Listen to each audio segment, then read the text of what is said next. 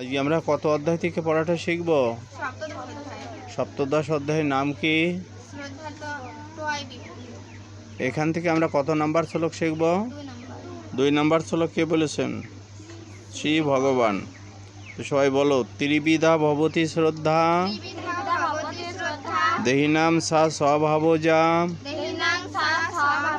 সাত্ত্বিকী রাজসী স এব তামসী স ইতি তামসিন্ন।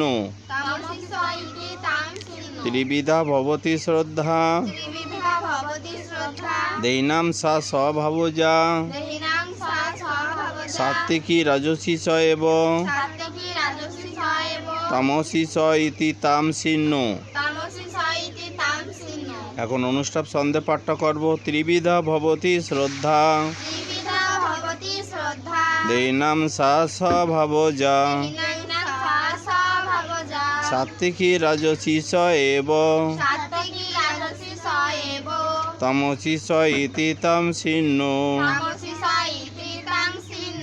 ত্রিবিধা ভবতি শ্রদ্ধা দেহিনাম সা স্বভাবজা সাত্ত্বিকী রাজসী স এব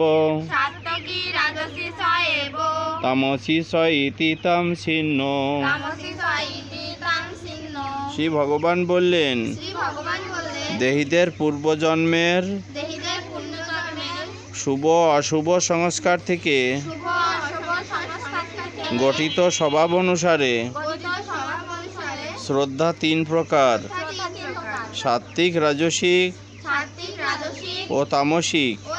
তুমি তা শ্রবণ করো।